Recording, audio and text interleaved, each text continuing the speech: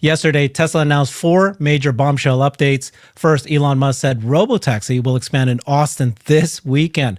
Second, he also confirmed expansion in San Francisco Bay Area, probably in a month or two, subject to regulatory approvals. Third, after demoing Grok 4, now the smartest AI in the world, he confirmed Grok will be coming to Tesla vehicles next week and is already an optimist. Finally, Tesla announced the annual shareholder meeting will be held on November 6th.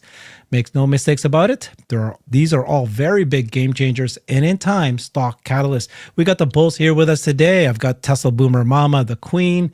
We've got Jeff Lutz, also known as Mr. Incredible. And we got James from InvestAnswers, the analytical ball. Welcome, everybody. How's everyone doing? Doing fine. Good. Everything just changes in just a matter of days. We were all very concerned about the political foray, of which is, as far as we're concerned, still happening by Elon, but announcement after announcement, and here we are. So let's get started with Tesla stock as we do, but we do have new breaking news that happened yesterday. Let's talk about that as well. Let's start off with you, James. What's going on with the stock? Yeah, so much. And I'm wearing a Bitcoin t-shirt today in honor of Tesla and SpaceX because they've made over $1 billion in profit by just holding a small bag of that. So, and all my worlds are colliding. So I'm very happy about that too. But I do want to kick this off because sometimes you have a category of people, I call them top buyers, and they're very frustrated when Tesla takes a dip. And by the way, I love Mondays because Mondays seem to be the best day to buy Tesla. Mm-hmm. And the last 2 Mondays did some good stacking as well. But if we go back 5 years, Tesla's up 5x from 5 years ago. It's up 2.8x from 2.5 years ago, and it's up 50% from a year ago. So I just have to stress to the audience, the time at which you buy is critical. Don't buy the tops. Don't chase. That's just first thing I want to get out of the way. A second thing, a lot of people are so concerned about, the distracted CEO, Elon Musk. But just look at what has come out of the gate over the last couple of weeks or months. Okay, we've got the new sexy lineup all refreshed, 3, Y, S, and X. We have the Shanghai Mega Factory up and scaling. The Houston one will be up and scaling too. That's going to be a massive business. Nobody really is pricing in energy except for people like CERN and myself. And then you've got the AI cluster, Cortex, coming on with, I don't know how many 100,000 GPUs going to 1 million and 20,000 dojos. I mean, they have not one, but two of the most powerful supercomputers on the planet. And that takes us into AI. AI is massive. We know your Robotaxi launch in Austin. You were the first. Herbert, yes. Congratulations on that. Because if you're not first, you're last. Remember that. And then the self-delivery of the vehicle, the LFP battery surprise. Bonkers, trying to compete with Cattle and others and onshoring battery because of, they're always so far ahead of everything else. Virtual power plant distribution. And there's some news, some FUD that we need to dispel about the delays for Optimus and the ability to scale for Robotaxi. But all of that is looking really, really good. But I think the big story is how do we calibrate what Tesla is? Yesterday was under $1 trillion market cap when NVIDIA hit $4 trillion. But remember, picks and shovels make sense when there's no gold in the hills. But Tesla is going after the biggest TAMs on the planet. That's what I want to spend time talking to you all today. Hey, James, do you think that just in the last week, sentiment went as far down with public perception with the political foray? But now with these announcements after announcements, do you think that that's turning anybody or still Wade, it's like, when people first, like I was on Saturday when I heard this news, I was downtrodden. I think I was firing you guys messages and stuff. I was a little bit saddened by it, but what he says he's going to do, unlike some people, we won't go there. So it should have been no surprise. But also, if you look at why he did it, it's really to protect himself and his industries. And that's what people are beginning to understand. Sorry, Alexandra? There we go. Exactly. You had a beautiful post on that as well, which I shared in a video too, which absolutely nailed it. It's, he always plays that 8D chess deep into the future. So he's really protecting himself. And then you got the smart money around the world all supporting him. The Bill Ackmans, the Chamath Palihapitias, et cetera, et cetera. they know what's up. And I think it's like an inverse boy who cried wolf. It's like nobody cares anymore.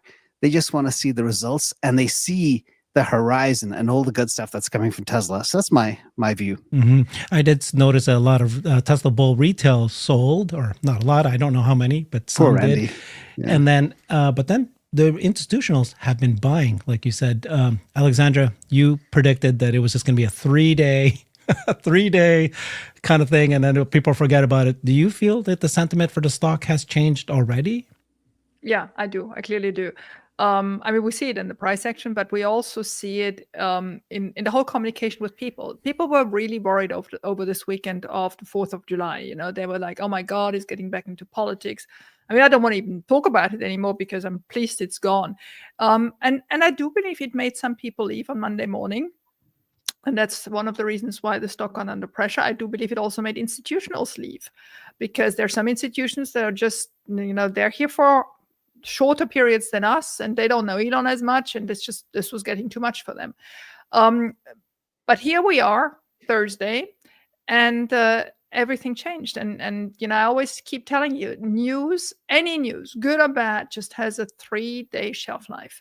People don't even remember the news from Monday. At the moment, everybody is upset about Epstein list or no list or whatever else, and even that will be gone by next week. So the sentiment is coming back to signal. The noise is going away, and the signals we're getting are just great. So they are obviously the expansion of the Austin,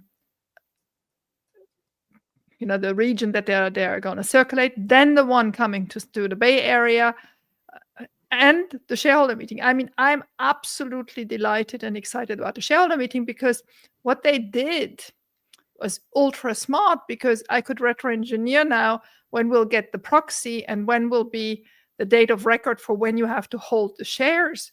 So we can really help in the next 2 months. That's going to be September 8th. We can really help retail shareholders, making sure that they're holding all their shares in accounts with which they can vote.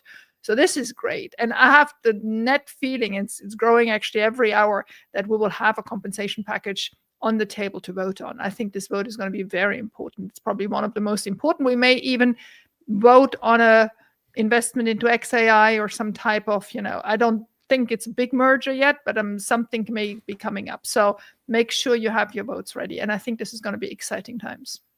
Okay. So later in the segment, we will cover the annual shareholder meeting that they've now announced is November 6th. There's a lot there to discuss and share with folks who are shareholders of Tesla. We're going to also cover, of course, the Robotaxi expansion news, not only in Austin, but also he's talking about Bay Area. And we also now have signs. I think that there's confirmation that Tesla did apply for Arizona as well. And then Grok in the cars. They found Waldo. Show it. Show it. Show it. Show you. Okay. All right. Let's, Jeff, before we move on to these other topics, though, let's continue talking about the stock. What you're thinking about what's going on with the sentiment and, you know, what's going on with retail and institutions. Yeah, no, it's great to be back. I'd say we're probably going to be in a bit of a roller coaster. I don't know if it's clear sailing. I think it's positive sentiment for the last 24 hours or so, but you can see that we're in this bit of a kind of a up and down. But it feels like the stock does want to levitate. The concentration of news and the meaningfulness of the news. If you think about the forward thesis, remember, evaluating a company is on its forward earnings, not on how many cars were activated in Denmark in April, which that blankets the news coverage. I found it interesting today. There's nothing almost in the news coverage, at least on network TV, about Grok 4 and it coming into Tesla and so forth. But anyway, getting back to it, I think the concentration of news is not only it's increasing, but it's also more meaningful in terms of the company's forward valuation. I think there's some good stuff. I think there's some constructive things as well, because we have to ask those constructive questions. What's going on with the bot program? What does it mean for milestones this year? What does it mean for milestones next year? What does it mean for scaling this program? By the way, it's not to be expected that there are going to be, starts and stops. We don't know. There's been nothing official from Tesla, by the way, on this. But I wouldn't be surprised of a product and of this complexity that you wouldn't have this. By the way, the companies that aren't as experienced as Tesla may not know when to stop or when they should stop or when they should slow or when they should look at something or when they should redesign. So just be careful of the news cycles. Not all these companies are created equal. If I looked at all the different bots on stage that keep getting brought on stage, I think there's probably 5 to 10% of them that actually get into mass production where it's a product that people want to buy. But I think back to the stock, I think there's we'll have a bit of a cycle, but it feels like it wants to levitate, but it's hard to say. And there's things that come in and kind of knock it down for a bit, and then you got this news of what's happening in the news. It's not so much another market's getting announced. It's the time duration from the first market being announced to the second market being announced on Robotaxi. It's much faster. It's meaningfully faster than anybody that's done this before. And that gets to the core thesis of how they designed FSD, from the hardware stack, the silicon layer, all the way to what we experience as consumers. They've designed something that could scale at volume and scale economically. So I think that was a bit of a shot this morning for the stock. I think the proxy announcement coming out, I think all these things are starting to fall into place.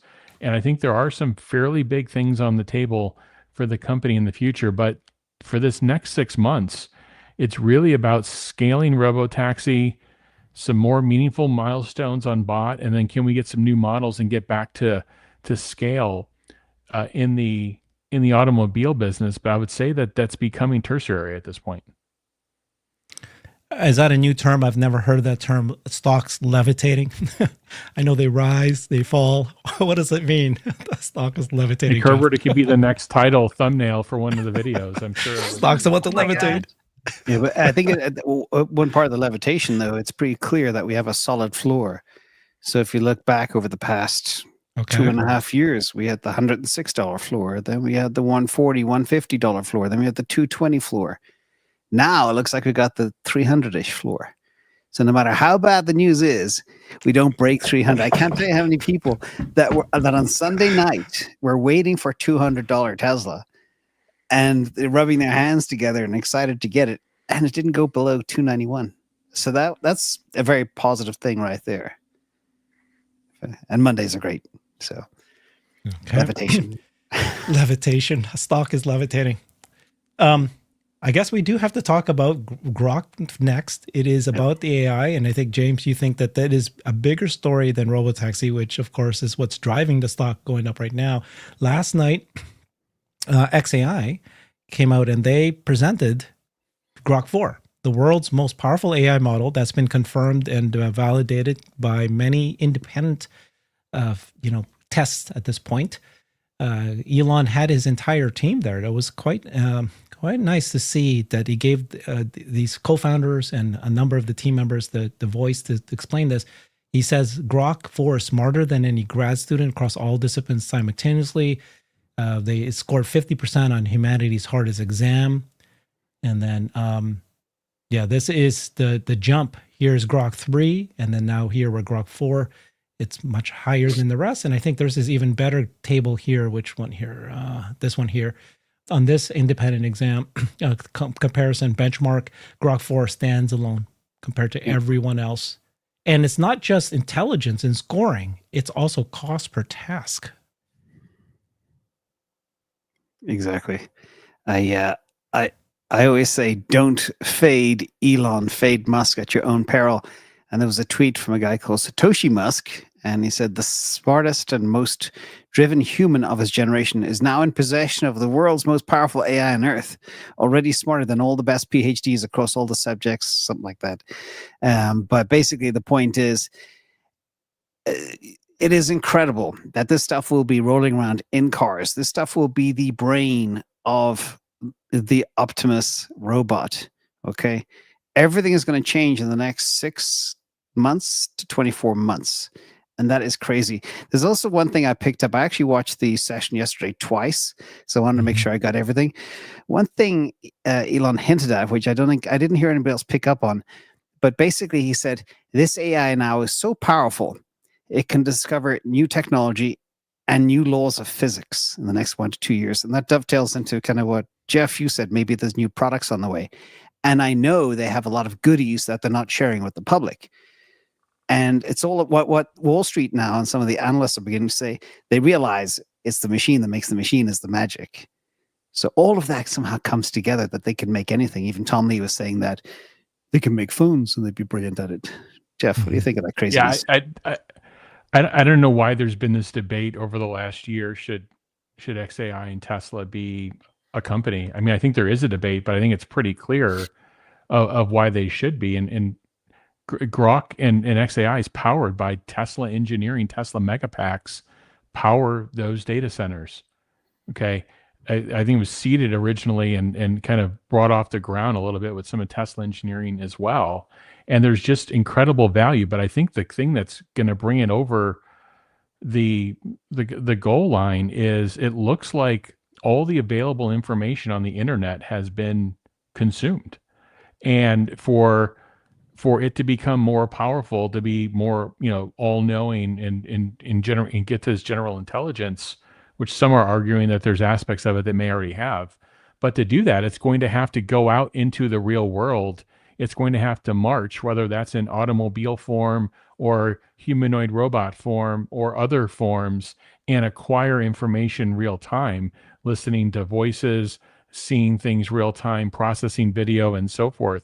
So it just seems like there's this logical connection between the two, and I think that's very exciting in terms of what they'll be able to to build together. So I think we're at this interesting tipping point, because these are the things we've been talking about for 2 and 3 years. Like, this is coming, this is going to happen. We're going to have robotaxis. We're going to have generalized intelligence. We're going to have these things working together.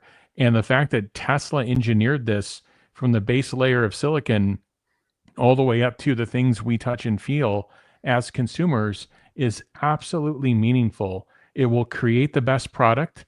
It will create it at global scale, and it will allow it to be the best performing product because it was built holistically with an end goal in mind, versus it being sourced and pieced together from all these different companies with different priorities that all want to take their cut and make their own amount of money. So that's the spot we're in. And it's just the question of now is the volatility between where we're at today and getting to that endpoint. I'm sure there's going to be some bumpiness along the way as these things are rolling out, but I think we're on a good trajectory. Yeah. I mean, there's crazy stuff happening behind the scenes. We saw a massive spike in another asset, but we won't talk about that. The t-shirt says it all. But I do have a slide I do want to share, Herbert, right now. I think this is important. That's your deck, I think. That's mine. It's always a pain to swap them out, I know. But this is quite an important thing. And I did kick off by talking about the gold rush and the picks and shovels. And I thought this was a very profound little tweet here.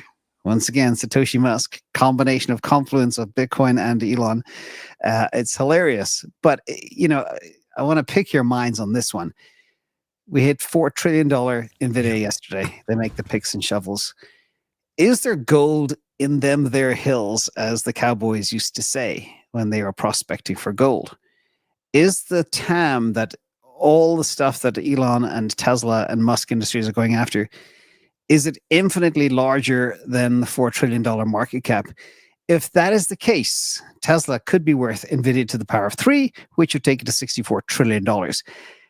It's hard to wrap your head around that, but I think the question is there gold in the hills?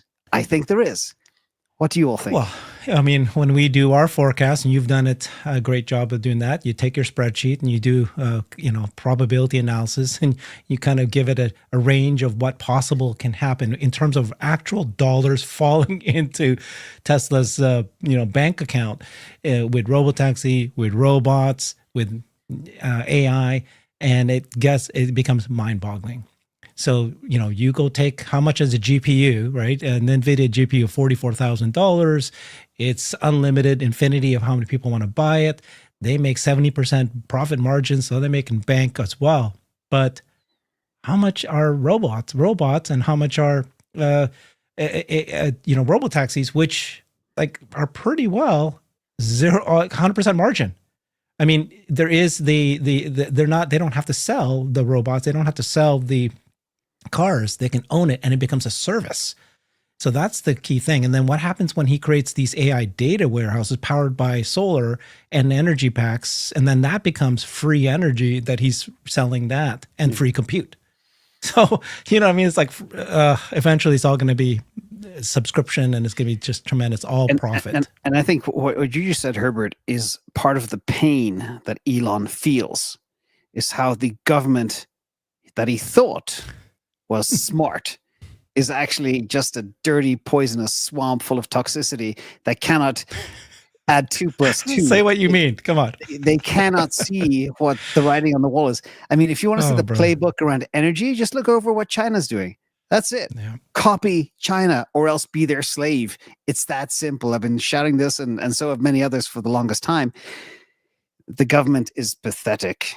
All forms, left, right, middle, I don't care. That's big part of why he is doing what he's doing too. It's about survival, nothing else. And people have to see that. And Alexandra, you see it clear as day. I did. I told you all the time. Yeah. And I hoped I was able to calm you down a little bit over the weekend because you felt I was calm. About it. I was seeing how much buying power I had for Monday morning. So that was true. What I was saying. That's true. That's true. I have a question to you, James. Yeah. We had this discussion yesterday with, and I'm not decided on the outcome of the answer, right? I don't want to guide you in any way, but we had this discussion yesterday with Dan Ives. He thinks very strongly that XAI and Tesla will merge and become this huge conglomerate that will dominate everything. So what is your opinion? That's the same thing we mentioned before a month ago. If they build the conglomerate, they become a target of governments for anti-competitive practices. Plus, going public is a pain in the butt and it'll cripple him. So he needs to keep it independent. It wouldn't go public. It won't be an IPO. It would be like, a merger of Tesla and XAI. So he doesn't have to do an IPO. I mean, Tesla but Tesla is public. Exactly. So that's exactly my strongest argument against. Yeah. I mean, he is suffering from this corporate governance bullshit that we all have to go through. Thank heavens we do, because that allows us retail shareholders having our share of it, right? But I don't think he wants to share XAI on the public sphere. There's so many reasons why he wouldn't, why it would be stupid to fold it in. I know people want to pump their own bags and stuff, but you have to understand, for him to protect himself, he needs to hold the crown jewel to himself and not expose it to a corrupt board. Last weekend, we had so many people crying from the hilltops, take him out of the company, board, get to work, remove Elon Musk. Can you imagine he folds XAI in and he says something on Twitter and then the board flick him? He's toast. He has to keep the crown jewel to himself. Yeah. Everybody, not that I think the board would, but you completely... You never know. Be paranoid, everybody. Be paranoid in this crazy world. Jeff, what do you think of this rant we are on? No, that they should be merged, and he should structure the company in a way where he'd have majority voting, where that can't happen, or it'd be very difficult. Unless he's gone. You think they should merge? Self-described, he's gone crazy. Absolutely. I don't think they need to merge it. I think there's ways to get him to get 25% share voting control without actually having a merger, but share ownership, right? So Tesla has a big chunk of XAI without having to own it or, be part of it. Well, I mean, Tesla doesn't have the money to buy a big chunk of XAI. That's impossible. We have 30 billion, and at the valuation it currently is, spending more than 5 billion seems already a lot, right? So, and that doesn't give you a big chunk. That gives you 3-4% at the moment. So I don't think that is the solution to it. Honestly, I don't have the solution. I see that product and intelligent wise, and actually service wise, because it's already commingled in so many ways, right? Energy is already part of XAI, yet it is Tesla's. The Grok is going to get into the Tesla cars. I mean, it's all mingled and commingled. But I just don't believe he will give XAI into the public hands. I mean, Neither that is do I. my strongest argument against it. And he shouldn't. That's the big point. Now, just imagine. I mean, I want it. I mean, there's no doubt that I want it, but I don't think he should. Yeah, imagine for a second, in 3 years from now, we get an Orwellian government and they say, well, you know, Tesla is key to national security. We're going to spin it into our government. That's not impossible. We've seen crazier things happen around the world these days ever since 2020. So that would be my biggest fear. He needs to keep it independent. Anyway, I think we can. They can nationalize anything they want. They could, you know, yeah. So if that's the scenario, it doesn't really matter if it's publicly traded or private. But yeah, I think I mean, it's a good debate. It's a great debate on either side. I don't think there's an obvious answer, as Alexandra said. I think it's a tough issue, but I think they're just going to be inextricably linked in terms of what they do. Yeah. Grok needs to learn through bots and cars, and our bots and cars need Grok to close the loop in terms of having consumer functional product out in the marketplace. So they're inextricably linked, and there's no way to power these clusters without Tesla energy. Yep. And their proprietary algorithms and approach to how they're doing that. So anyway, I see tremendous linkage. Yeah, Dojo in there as well. It's all like, I mean, and this is not, I don't believe in coincidences ever. None of this is by coincidence. In fact, you even take into account the Boring Company. There's somebody who did a video with somebody who is a crypto guy who I've never heard anything really clever come out of his mouth, but he basically painted a picture of Musk Industries and why he's doing all he is doing. It's basically to make life multiplanetary. You know, from the Boring Company, you can't live on the surface of Mars. Too hot. You need tunnels. You need robots to build tunnels and all the equipment and all that type of stuff, and energy storage and everything else. There's no fuel on the planet. All of this stuff made complete sense. And again, this is the end game to get to. So do you know what else is missing? Missing is energy generation, solar, and food. There he goes again. Food, yeah. So those are the two that Elon will have to create, either net new companies or they're part of their companies. Or bring your own almonds. Or bring Kimball's companies in. Is Kimball There's the reason why Kimball's doing what he's doing, because I think food is incredibly important. I always talk about connective tissue. Everything is related and for a reason. Anyway. So I like what you said, Jeff, because that is absolutely true, right? So today they have the smartest AI in the world, but in order to continue it's all about the chase of not only compute, but data. And they've run out of data, right? All the data that's available on the internet, everybody has asked that. They need to test, Elon said it yesterday, they need to test, you know, whatever the premise is against reality. And in order to do that, you have to use, you know, bots and cars to get out there with the vision and the sound and all that, just experiencing the world and interacting with the world. So they need the two. So the first thing that they announced yesterday is, yes, we actually have, or how do I get rid of there we go. Grok is coming to Tesla vehicles. He said very soon, next week the latest. At first, last night, I was very disappointed. I was screaming at the TV. What happened to Grok? You know, we thought that he was going to announce at the Grok presentation that Tesla is going to implement, Tesla vehicles will get Grok. He didn't say a word about it. He did say that Tesla humanoid robots will get Grok. But then he replied to Gali saying Grok is coming to Tesla vehicles very soon, next week at the latest. And there's already code found in the Tesla vehicle software showing that there is, you know, you can see Grok is there. So that is very highly likely that it is ready to go. How important do you guys think this is for Tesla, for AI? What do you guys think? It's going to make the interface so much easier. I mean, if you're in the car and look for the closest restaurant or the closest parking space and whatever, and you don't have to type anymore, you can voice it and have Grok at your disposal for all information. It's just going to be perfect interaction. Yeah, Grok can write code. Therefore, Grok can listen to you.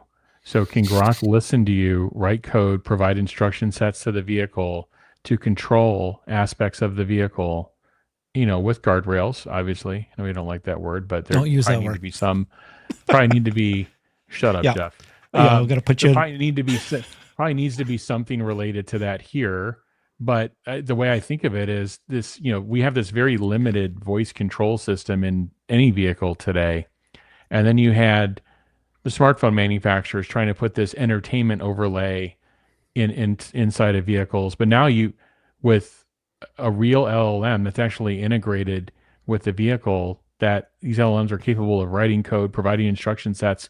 Can they listen to you and say, wow, it feels kind of warm in here, and then suggest a new temperature setting and just go off and execute it? That's where this needs to get to very quickly. So I'll be interested to see the maturity of what launches next week. But this has to be as simple as it listening to you. And the other question that's out there is, do I even need to prompt it? Do I even need to press a button, or can it be always on and listening and responding to your needs when you ask it for something? Yeah, when this news came out, we've been talking about it for a while, but then when I saw that actual tweet yesterday or last night or whenever it was, my head starts spinning. So I was thinking, okay, we got robotaxis, and then we have an intelligent car that drives itself, and an intelligent car that can talk to you, is conversationally intelligent, like having an army of PhDs in the passenger seat that you could talk to. And then I started thinking, well, forget, controlling your music and your temperature and stuff like that. What about child-friendly modes? Pick your kid up from school and tell them stories on the way home, or give them a tutor on math or whatever else. Or what about somebody who needs therapy? Turn on therapy mode in the car, and you can just pick people up and drive them around a park and give them therapeutic, whatever therapy does. No experience in that realm. But I mean, the sky is the limit. This is onboard intelligence. Unlike cloud-dependent assistance, it's just everything. Very special. And of course, all the custom recommendations as well. Imagine a family member is sick and you need late night pharmacy. Where do you go? And you're in the car. You can just now jump into the car. You don't have to go online and research. All the answers are at your fingertips. So I could go on and on, but what did you guys call your cars? What are their names? I've got Tatula and Cater Truck. Tatula. Okay. You think you're like Elon Musk, are you? It's TE2LA. These are the license plates. That's his ex-wife. Okay. That's a little weird. Oh, James. really? Ex-wife? Tatula. Okay. Well, Tallulah is Elon Musk's ex-wife. Oh, dear. Better change the plate. I called mine Bella and Tessa. How about you, Alexandra? Lucy. And then Jeff refuses to tell us the name of his Teslas. Are you going to tell us today? I haven't named the most recent ones. I did not want to expend that energy. Okay. My point being this is so Jeff. Yeah. Come on, Jeff. One day you will tell us. But my point is that we have named our cars. We think that we tell the cars what to do and they're in our service. But actually, this car, as of next week, is going to be smarter than any one of us here. And human, actually. Not Jeff. Us maybe, but it will be. Now, actually, Herbert. And it's going to be smarter than all of us. And maybe I'll be its pet. I mean... Oh, you see how Jeff is frozen just at the right moment? Exactly. Because he used the word guardrails. Exactly. Punished. Unhinged mode. Hinge mode. There you go. What happened to Jeff? He's frozen. He said something else. Yeah, sometimes you got to jump out and jump back in. Prison. Wow. Crazy. Well, let's keep going. Yeah. Yeah, Grok coming to cars is massive. Sky's the limit. And, the confirmation as well that Optimus will run on Grok is also huge. And one thing we do need to talk about and dispel some of the fear. A lot of people are concerned, they had planned to make 5,000 bots by the end of the year. Now it's maybe only 1,000 bots. But one of the reasons for that was not only a bit of a change of management, but also they discovered some of the actuators were failing or overheating. So they have to redesign those. I'm not sure if that is real, but that is right. That was the article that was written. Yeah. So do you guys have any more insight into that? It's planetary roller screws. I did an interview with Scott Walter and James Dalma, and Scott actually met the vendor that sells these actuators linear actuators to Tesla. Oh, actually, he didn't say who it was. We were assuming they are a supplier to Tesla. And he said that these are very complicated to make, very complex, and they can only make, a certain number for the year. And so they need to, that's maybe one reason why, the supplies are limited for this year, but then they'll scale it up over the following years. I'm not concerned about it. I like James Dalma's approach, which is, yes, the targets that we thought we would hit this year is unlikely to happen, but we're designing a version 3, and that's still going to be the one that's going to go scale anyways. I don't think things have been delayed. I just don't think it's like this big giant concern. And Jeff wrote a good article about that. Maybe Jeff, you want to address that? Yeah, I fully. Can you hear me? Okay, I fully expected Yes. there would be surprises like this. This is the most. I wrote an article about it today. It's the most complex device that's probably ever been made. When you actually look at the scaling targets for them, because remember, we're not trying to build something to get handfuls of them out or just to make YouTube videos and demos. The world is trying to build these so they can be useful at utility scale, massive scale, and the millions and billions of them. So you need a set of decisions and design principles behind them to enable that. So, which means it's going to be a lot harder to do. When you have to design something that has to get to that kind of scale and have that kind of usefulness, and the safety factors involved, the reliability factors involved, there's so many things. So we're kind of getting through that first layer of, can we get prototype hardware out there so we can advance the AI, so we can advance the use cases? And I think that's where we're at. But then there's all this sausage making that the general public isn't typically exposed to with how a product is made. And that is achieving the reliability targets, the longevity targets, also just the quality, the mean time between failure of this thing doing, if we want Optimus to do 1,000 different things in a day, we want 1,000 out of 1,000 things to be done the way we want them done. And there's going to be some amount of failure along the way in doing that. So how do we get Optimus to the point where it does the 1,000 things you want it to do? So those are the kind of things that have to happen to make it more reliable, repeatable over time. So I fully expected this additional, that's one of my original questions 6 months ago or so is, do you think you're design locked? And of course the answer is, well, no, it's going to be this iterative thing. It's all speculation, but they may have found things that are just more serious versus relative to where they wanted to be. But I fully expect that these things happen, but I think they're going to be able to both make progress on the AI and the hardware. But I do think, like I said in my article today, I do think that the AI is going to get out ahead of the hardware, and it's going to be the hardware is going to actually have to catch up, which is counterintuitive to how typically things go. Yeah, that's so point. I was thinking about that as well. I read something last week, or maybe I was listening to James Dalma, one of these guys. But the brain development is so much faster than the hardware component. And that's one of the reasons why now the world is awakening to the fact that there's only one company on the planet that can make stuff at scale, tricky stuff, like an Optimus bot. So that's why I think a lot of people are talking about that. I just want to point people to Jeff's article. Highly, highly recommend, especially if you're in the robotics industry. Jeff comes with experience. He's built products before at global scale, multiple factories around the world.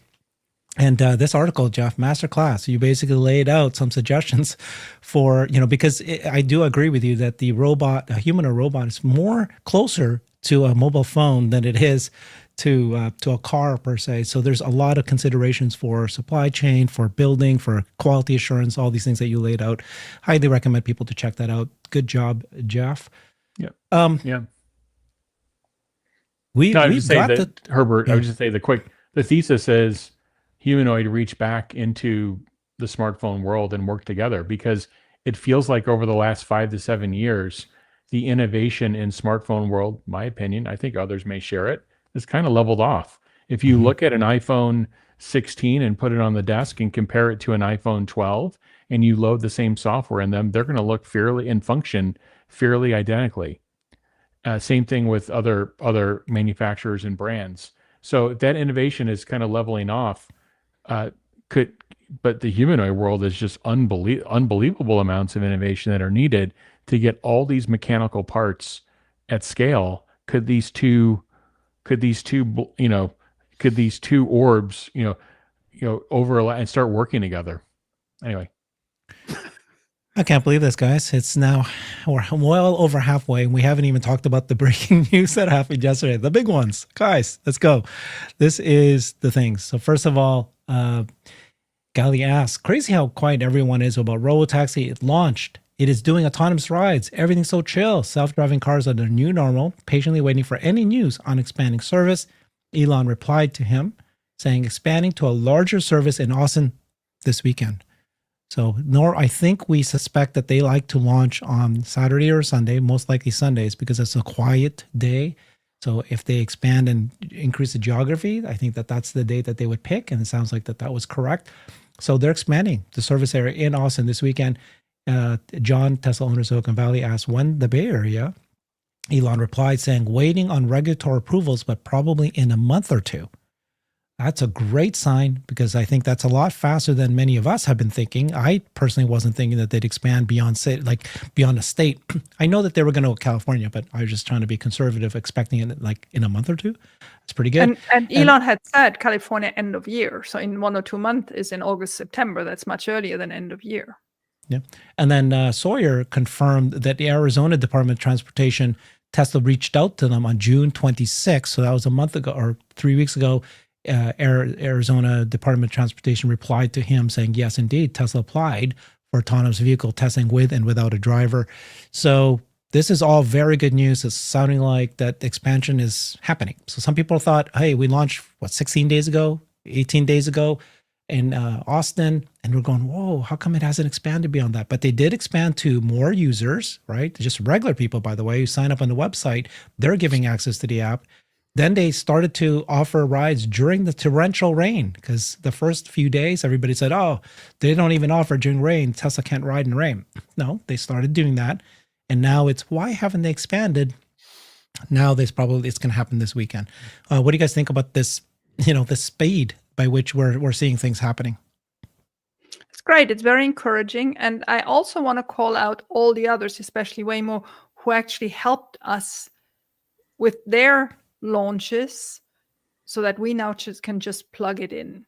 And I mean, we should acknowledge that, there's everybody always making fun of the Waymo being stuck like this or doing like that or LiDAR and whatever. And all that is correct, but they overcame the admin hurdles. Now there's a system in place. Now we just have to do applications and then we get approved and we can start as well. We don't have to be the pioneers of the bureaucracy this time. And that's a good thing. I think the whole thing comes down to speed, and that was the thesis of how this system design was architected, which would be fast, quick adaption, and therefore being more quickly widespread in terms of coverage area. And there's an operational thesis and an associated economics thesis that supports that. So if you've got your spreadsheet out and you're doing math on forward valuation of the company, you're realizing that, okay, this started at the end of June, and now there's the opportunity within 8 weeks for potentially 8 to 12 weeks for the next market to launch. And then question is, do they become more rapid fire after that? And we heard about, again, like you said, about Arizona. So this is all about time to value, time to scale, time to value, T = 0 starting, and then there's a curve drawn. And the question is how much of that area under that curve can be drawn in, and how steep is that slope of that line in terms of adaptation? The tech works. So the tech was designed for rapid adaptation, but now you've got the regulatory piece. And like I said, going back to the humanoid discussion, it looks like humans may be a bit of the gate here in terms of that rollout. And can Tesla work through that in terms of, the oversight and the monitoring and so forth? And can Tesla remove humans from that operation more rapidly? I think these are all the things that they're looking at. Yeah, in fact, Jeff, that's a very good point. And I think we should double click into it because the number one concern everybody's worried about now is regulatory risk. Will there be no federal law for robotaxis? Will it just be city by city? And will that impede the rollout? And could that affect the actual stock price? Because we've seen they can drop these cars anywhere, whether it's China or Netherlands or Scandinavia or Italy, and they work. They know how to drive.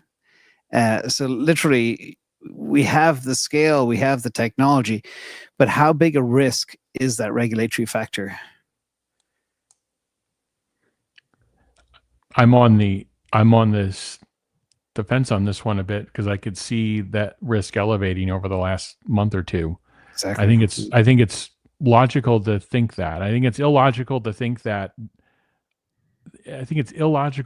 that the government is objective and that there's no political overlay on anything. I think that's just highly naive. But at the same time, I would like to think we live in a world where that data will overcome that. And then we also, it looks like there's a new NHTSA person that's going up for Senate approval for approval to be appointed, and it looks like he has a bit of a checkered past in dealing with Tesla in the past, and some of it just brief interactions. But it was kind of I would say a nascent thing. But anyway, these are all the things to kind of look out for. But I really think it comes down to the data. And while I think that risk profile has increased, I don't think we've gone over the cliff on something here. I think this is recoverable. I think this is manageable unless we get new information. Okay. Yeah. I am concerned about the potential delay in a federal framework, but I actually don't think it's going to impact the stock or the progress. So hear me out, right? They've got Texas, and they've got Austin. They can expand in any city, in every city in Texas. They now said that they might, depending on regulatory approval, but they might be able to get it in California, Bay Area, because, as you said, Alexandra, Waymo's already there. Then they're expanding in Arizona. Again, Waymo's already there. Waymo announced that they are going to expand to Philadelphia. And then they have Florida. So even assume it's stuck to these 5 state by state. That's enough. Imagine Tesla produced 30,000 cars for each of those states, even more. That's plenty for 2 years, a year from now, to really grow. Yeah. And you had a show, Herbert, which I can't remember who you were talking to. Yeah, Sorry. It was basically, if your city doesn't have Robotaxi, people will complain. It's like, you're holding us back as a town. We want to be able to get to work cheaply. CERN had this idea that he said, look, let's say that it's true. Federal framework doesn't happen. And just these 5 states alone said, that's it. Okay, no one else says yes. What would Tesla do? They would just go and say, okay, fine. I'll put 100,000 cars in Austin. Yeah. And then they're going to prove what happens when you put 100,000 robotaxis. You don't need the buses anymore. You can improve the transportation for robo trucking. All these things can show a utopia of a society. Everything goes down, low cost. Society will be so happy. Parking would change. Like take that city and just flood it with as many cars as possible. Show what will happen in the future. Exactly. Yeah. So the other thing that was announced. As cities get more competitive too, they need to be able to free up their labor to survive and attract talent. Nobody's going to move to a town that doesn't have this type of technology. Yeah. So love that. What do you guys think about this? So President Trump did announce that Shawn Duffy, who is the Secretary of Transportation, is now going to be interim administrator of NASA. So at first when I read this, I was concerned, right? Alexandra said, oh no, that's bad news. That's because I thought he was going to be, he's no longer the Secretary of Transportation. He'll be the administrator of NASA. No, what this says is that he's going to do both for now, because I like him as a Secretary of Transportation, because he just came out 2 months ago going, I believe in autonomy. I believe in, accelerating federal framework for autonomy. So do you guys think this is okay? My only concern there, and I did see Shawn having a good time hanging out at Giga Texas and being very pally-wally with Elon Musk. The only concern is this to put a guy in control of 2 major departments that could put the hammer down on Elon's industries, SpaceX and Tesla? Mm-hmm. And again, me being paranoid, that's the way I think. Mm-hmm. I don't think so. I think he's great. I think he's been a public defender of Elon and Tesla. He's been in the factory. It was really a very positive experience. I mean, I may be a little bit naive and looking at the probabilities with too much of a rosy view, but I do honestly believe that nobody's going to get into the way of the adoption, because it's not only Tesla, it's also Waymo, it's also the others. And America wants to win this race against China. So would they really put us, put Tesla at a slow path? Yes. And give this market to China? Well, I don't think so. The Big Beautiful Bill showed you that, yes. Yeah, it did. It made hard right turns on solar, on a number of different things that we needed to win the energy race. So it put that up in the air. It made it political. Sorry? Not on nuclear. There is now much more money on nuclear than it ever was. I mean, I'm not saying I wish the solar was still up there, but I honestly don't think so. Okay. We do have to spend time talking about this one, which is shareholder annual meeting has been decided, has been announced. Tesla's annual meeting is now November 6th. The 8K was filed to explain that is the case, November 6th. So do you want to explain what this is, Alexandra? Yes, with pleasure. So what I did this morning is I tried to calculate by when we should have the proxy and what would be the date of record. So let me just explain what the date of record is. The date of record is the date at which your share count transforms into votes. So if on a certain date you have 100 shares, you have 100 votes. If on that date you have lended them out because you're on margin or whatever else, then you're not voting. Even though you may have the shares back the next day or the day before, if you don't have them on that precise date of record. So I worked with Grok on all the shareholder meetings since the IPO. Here they are. And when was the first proxy published? Because, proxies always have amendments and whatever. But what's important is obviously when the first one comes out. So in 2010, and actually in many years, it was always around June, a little bit end of May, until we get to 2021. And you always had 47 for the first one, but then 53 days prior to that, the proxy. Exactly. So it was very, very organized, always the same dates. I transformed the days in weeks just so I had it. And then I checked the dates of record, because the dates of record are always a couple of days earlier. And as you can see in the last column, it was 7 days prior for those early years, so that the stock count counted. So you knew the proxy was coming out on the 15th of April 2011, but your stock count was on the 8th of April 2011. The last 3-4 years, it became a little bit more chaotic. And so the days between the proxy and the shareholder meeting changed a little bit, went up to 55, went down to 46 and 45.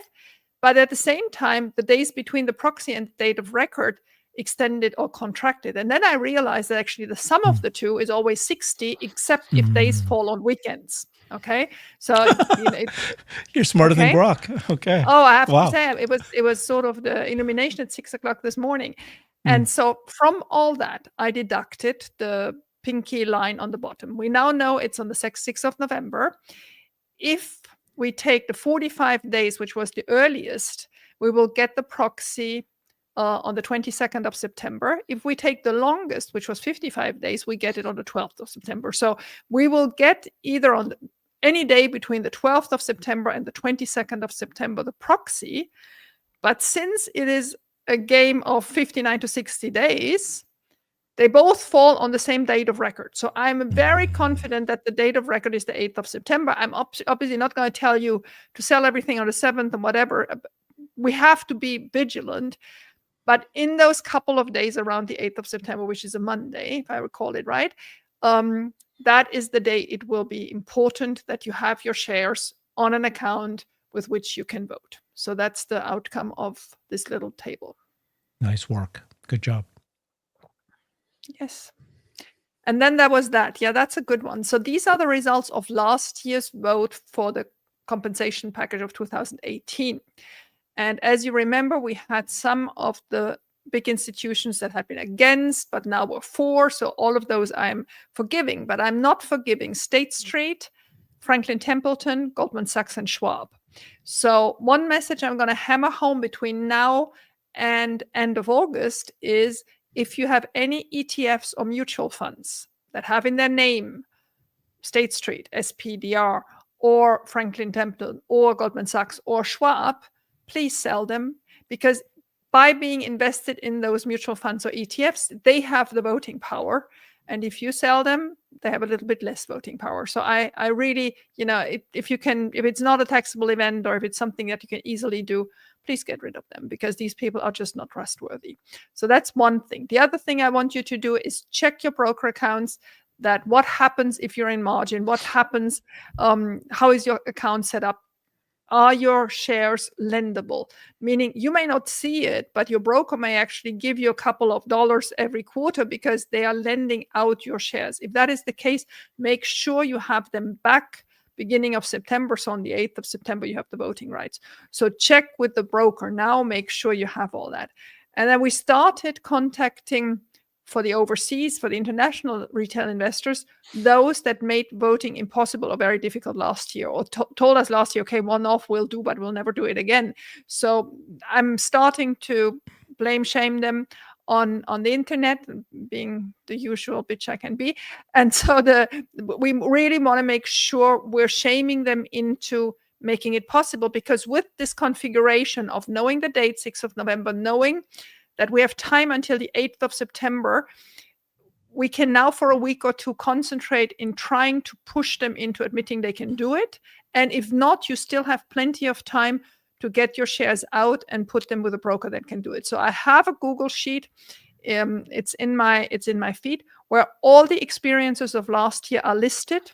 So you can find by country and then by broker what people experienced last year, which ones were easy, which ones were impossible. So if you need recommendation where to move to, use that sheet. It's a Google sheet. It's usable for anybody.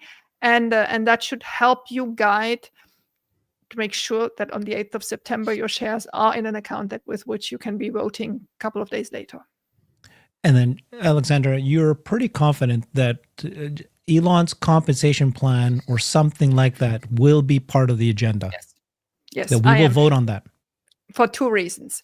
It's actually funny because we discussed yesterday with Dan Ives, and I was like, I don't know. But now that I know the date is so late, my confidence has risen to nearly certitude. So why would they push it to the 6th of November if we only had the basic bureaucracy to vote on? We have 3 directors to renew. I still have to look up which names they are. So it could have gone earlier. One thing that slows them a little bit down is, since we were not on a perfect annual rhythm, like initially, remember my table showed initially they just did it exactly on the same week that they had done it the years prior. If you do that, if you are very organized and do it exactly at the same date, that allows you to not having to notify everybody by when they can bring forward shareholder proposals. Okay, because anybody can bring forward shareholder proposals. And so if you do it very stoically at the same dates, there are SEC rules and everybody knows what date that means for when do I have to bring forward my shareholder proposal. Now there was no date anymore. So when they published today, it's the 6th of November, they also published that any shareholder that wants to bring forward proposals has to do it during the month of July. So they had to give it a little bit of, slack, so that if somebody, remember when Ross Gerber wanted to become a candidate? Well, this would be the period where he brings his candidature to Tesla, so they print it into the proxy. So whenever there are shareholder proposals, they have to be brought forward until a certain time. Then you need a couple of weeks for the company to decide whether this is serious enough to be included or not. They can actually file with the SEC that they want to throw it out, and that will certainly happen for a lot of crap that people bring forward. And then if it's not thrown out, it will figure in that proxy that is then printed middle of September. And then 8 weeks later, we vote. We have voted and have a shareholder meeting. So this is very. Do you think that Elon will win this shareholder vote for his compensation I do. I actually plan? asked that actually yesterday in a take the temperature poll, and people, I think it was 92% said. But that's retail, and that's the retail that support us. Yeah, but I mean, look at the table from last year. look at the green fields. If we have exactly the same institutions again, we'll have it. Yes, we'll have it, and we'll have Despite it. the political. The question is, do we need 66% excluding? I'll have to look into that, whether we need 50% or 66%. We obviously have to exclude Elon and Kimball, but I do believe we have it, yes. I mean, the thing is, this has nothing to do with politics. This is actually even an argument for him to concentrate more on the company. I mean, obviously, I can only speculate what those milestones are going to be, but if those milestones are very ambitious, why would anybody vote against it? You want a very motivated CEO the reasoning would be, Alexandra, it's like, okay, Elon's creating a political party that goes against my political party. I don't want him to be a trillionaire. I don't want him to have any money. I'm going to do everything I can to make Tesla stock fall. And I'm going to say, no way, you don't get that. Yeah. So yeah, you'll have that, but you won't have a third. And I really hope these people sell. I hope they get a hobby and they're happy in their life and just, move on. I mean, if you're in that mood, we should be a shareholder of Tesla. A lot of people say, I'm going to keep my shares so that I can vote against it. Yeah, but not a third. Not a third. I mean, the Schwabs of this world, the State Street of this world, yes, there will be, and there will be some politically disgruntled people, but not a third, no. We're going to win this, and I haven't seen the milestones yet, but I would even think we were going to win this with a higher margin than last time. Last time was 63%. So theoretically, we should see the milestones for his compensation plan one of these days. Middle of September. Yes. Somewhere between middle those September. dates. Yeah, exactly. Yeah. Between the 12th and the 22nd. That's exciting. Yeah. I want to see them. I want to see that. And it may be the other thing too, by the way, if they do the meeting on November 8th, November 6th. Thursday. I think they might show the third generation of the bot. Could be. We could also maybe use robotaxis in robotaxis. Austin. Mm-hmm. There could be so many things happening. Mm-hmm. James, do you have rapid fire questions ready? I do indeed. Let me see. I do have. I can't remember if I put them. I do. If I put them in the slide or not. Bear with me 1 second. I just need to know which slide it is. Crap. Hold on. Can I just do this, or I should not do this? I could scroll through your slide deck. Yeah, there's a lot in there. There's always something in my back pocket for stuff. But I do have the rapid fire questions. Okay. First of all, and this is surveying people for what they want. Do we really believe Cybercab will go into production in 2026? And I do have a slide for that showing yes. Where is it? There it is. There it is. No, you can see they're already printing the frames for all the different Cybercabs. Oh yeah, quickfire round. Yeah, you found it. I was looking for it. Okay. I have it on a master list. So that was one of the questions. Quickfire round, everybody. I personally, yes, because one of the slides shows you all of the templates they've already printed. Thousands of them at this stage. What's the question again? Will Cybercab, the yellow version, not the Model Y, start running around in 2026? 26. Yeah, it's gold. It's not yellow. Yellow. It's the reason they picked the gold is after the yellow cab in New York. Like your shirt, James. Yes, gold. Exactly. Bitcoiny. 2026. Yes. The question should be 2025. Could there be one or two? He said they're not going to, but people still don't believe it's actually real. People think they're only going to do Model Ys. They don't believe the unbox process is real, etc. Okay. And 2026 is not very far away anymore. Yeah, it's going to be in spring 2026. He said that, and he's going to do that. Yes, I think there's no doubt about that. I think all three of us say yes. Okay, that was easy. Is FSD a monopoly in the making? Basically, they have an unsurmountable advantage. They have so much synergy across the Muskonomy.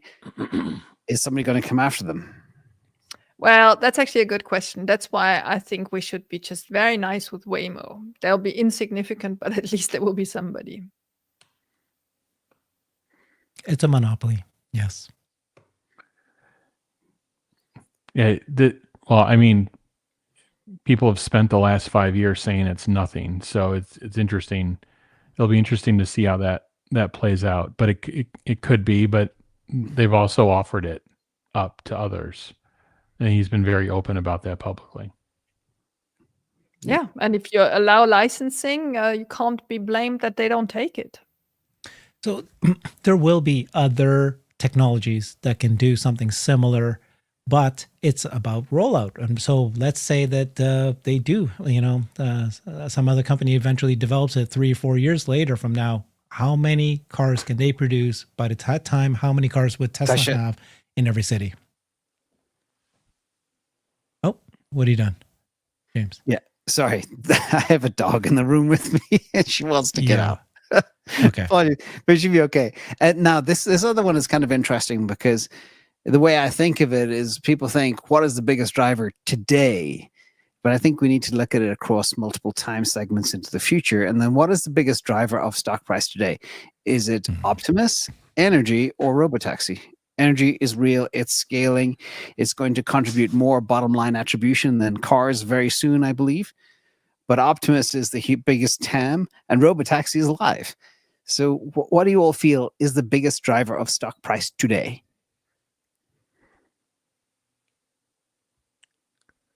Unfortunately, it is a combination of sentiment-driven, comment-driven sentiment, and automobiles. That is the driver today. However, the multiple is the multiple because of the Robotaxi and AI assets being valued. It is being valued. It's a question of how much is it being valued, but it absolutely is being valued. So I should restate my answer. Tesla is absolutely being valued on its AI assets. The question in everybody's minds, most of the bulls, is it being fully and properly valued? And they would argue it isn't on certain time horizons. So I think it is being valued on that. But this daily movements and fluctuations are more sentiment driven, and what was posted or what happened with auto shipments that's been driving some of the near term sentiment. I would even add to it the complement, the high multiplier, is Elon driven. People know he will deliver something, but I still don't think many others than the few of us have quantified it and have put a price target that is specific enough. So you cannot say how so much of it is Robotaxi or so much of it is bot, because that's not how they reason yet. Their spreadsheets are too rigid for that. So the volatility of the stock today, depending on whether Elon creates a third party or whether he has a new girlfriend, shows that this is really linked to his persona much more than to the fundamentals of the company. Yeah, there was another thing that was said actually just yesterday or the day before, and that was from Elon. The value of AI companies will exceed non-AI companies probably by an order of magnitude. Yeah. That is a 10x for the audience as well. When I look at the S&P 500, 29% of it is made up of tech. So if you take that and you carve out a third, an order of magnitude theoretically could mean 90% of the S&P 500 could be AI in the future. When you start thinking about this goes back to what I said at the very beginning, the $64 trillion question with NVIDIA to the power of 3, things get really bonkers really fast. And I think AJ had a very good tweet as well. You know, it's an AI company at scale, the most data, the most compute, 35 billion in cash, no debt, global brand recognition, 10 million customers, and it's connected in the world with SpaceX, and Twitter has 600 million customers. I mean, this is a pretty terrifying prospect to go up against. And I can't remember who said it. I think it was Tom Lee again. He said this is a Picasso or something. How many Teslas are there on the plan? The answer is 1. That's it. And will there be another one? No, probably not. That's the big picture I think people are missing when it comes to the biggest driver. It's the synergy of everything together, in my opinion. But I might just be a Tesla fanboy. Who knows? Yeah. All right. Biggest external threat to Tesla in the next 5 years, apart from Elon himself. Elon himself actually in 2 ways. I mean, obviously he has a target on him, but also Elon leaving to Mars. I don't think that is completely impossible. Wow. Herbert.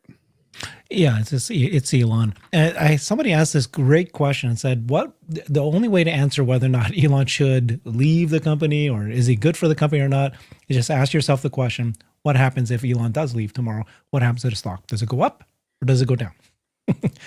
I think almost everyone will agree that it's going to fall, and it's going to fall big time. He is the difference maker. Here's the reason why we're invested in Tesla.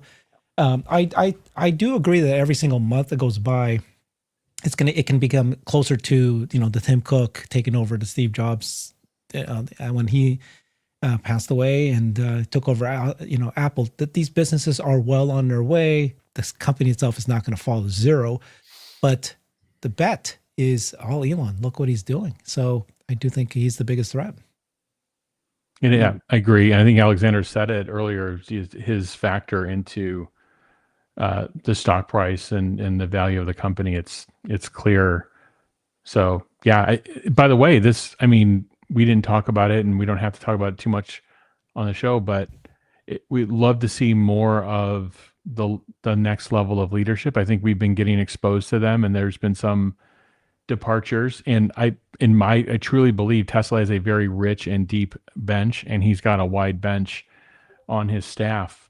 But we've talked about who's the clear number two. Is there a clear number two, or is there a triumvirate of them? But to be able to see, is the key man risk thing going to come up? That's the other thing to think about. And yeah, just getting more exposure to that team. The team is talented, but there's been some departures. Who's coming in? Who's replacing them? And where are they taking the company? Yep. I've got a theory that I've been feeling strongly about more and more in the last couple of days. I'll throw it to you guys. I believe that Tesla will go heavy on advertising. Why? Cheaper because cars. They're about to launch the more affordable vehicles. Elon has said many times before that I'm not going to. There's no point in advertising if people can't afford it, the segment you're selling to. And then they made a big deal about trying to get the car's monthly fee to be really affordable. When they got the affordable model, they got Robotaxi, which is a consumer product. That's the kind of like much more consumery than a car being sold to obviously a consumer. But you know what I mean? Both of these together, and that they're mature, and to control the brand, to really realizing what's happened to the brand, I would want, and I do think that Tesla should at that point just go full force in advertising. Okay, I take the opposing. There is no way. There is no way. I mean, and by the way, does Uber advertise? Uber hardly advertises. So if your theory is it's for the affordable car, they'll make it more affordable because they'll have less publicity, and so I'd rather have it in the price than on the billboard. And for the Robotaxi service, you got to be kidding. People will queue up for the Robotaxi service whether you do publicity or not. I'll take the opposing, and we can do a bet on that one. I'm very. Let's do it. Let's do a bet.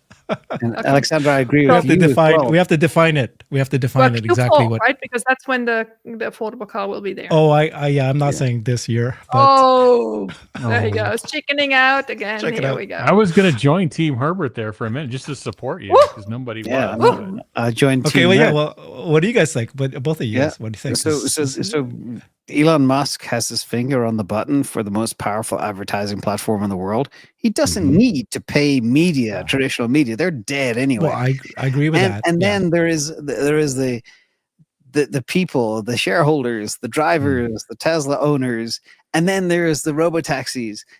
These are all the launch pads in which you can advertise from, market from. So you don't need to pay traditional media. He was going into his nostalgia box again. Oh my God. Herbert. It's an interesting, I'll tell you why it's an interesting thought. FSD hasn't worked, I would say, until the last 3 to 6 months in a manner for which you would be showing everybody, right? Now it is. And now there's going to be more affordable vehicles that people can actually buy. I mean, it's an interesting thing, but I don't think it goes beyond. The question is, does it alter the principles that Elon has set out before in terms of advertising or in terms of IR and things like that? I don't know if it does, but it is logical to think that now that you have product that people can access, why not let more people know about it? There is an awareness issue out there, but there's been an awareness issue partly for a reason. Was it working the way they would want it to work to show everybody? Yeah. All I right. would say now it is. Yeah. And plus, anyway, as I just put in the comments here, I believe car sales are dead. Elon does too. There's infinitely more money in transport as a service. True. Forget Okay, I selling have a good chicken. bet. I have a good bet that you will probably win, but I'll still take it. In 2030, they will produce 20 million cars. They will just not sell them. Ooh. Yes, exactly. Yep. So who wants to take the opposing of that? I will. Well, not 20 million. That's a bit of a stretch. I think they can get to 2 million cybercabs within 18 months. So maybe scaling to that level by the end of 2026. No. Not selling Maybe to 4 consumers. million. You're talking aggregate number of cars? Just Or I'm per talking year? in one calendar year, 20 million. No, they can't do that. Most of which are Tesla fleet. They can't do that. They've been making, if that's the case, they've been making 30% of all vehicles because the number of vehicle sales globally are just going down like this. I don't see that happening. Jeff, he's the We'll see. master of this. Does the supply chain even support 20 million a year? I mean, it can't if you plan for it. It's just more of like, what will the market absorb? I don't know. I have to think about it. But I do agree with the model of there being more vehicles for quote unquote per use usage than it's the model's going to be different.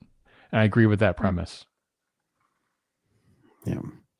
So we'll see. See, I'm taking a real risk here. Mm-hmm. The other What's the ones risk are you're just taking? What are you betting? we've got 5 years to think about that. Yeah, we do. Exactly. That's too far away, dude. We'll all be replaced by AI in 5 years. A little warning there. We'll be talking to ourselves in our basements. I hope I'm wrong. Yeah. So- Yeah. We'll all be wearing glasses. I'm pretty sure about that. Well, a big Yeah. thank you, everybody. Great show. Wonderful. Thank you guys James. very much. Go Appreciate it. celebrate your Bitcoin. Power panel here. You Everything. got, Do a Bitcoin live stream now. I will if we get close to 120K. There's a big liquidation level coming up at around 118,000. Somebody just opened 100x short on Bitcoin at 118 grand, which is suicide. It's just gone up nearly 6,000 in hours. So it's fun to watch. What a good show. And Tesla will have its God candle too. That's coming, everybody. Everything moves at different times. There will come a time when the world will wake up to Tesla and see And we that will it just is- sit there and not believe when it's finally happening. yeah, Finally happened. and we'll be here We'll be talking watching to the ourselves in our candle. basement. Yeah, Exactly. We'll just be all there. Whoa. big Okay, thank you, now, love everybody. you all. good, Take everybody. care. Bye, everyone. Bye-bye. Bye. Where's Waldo?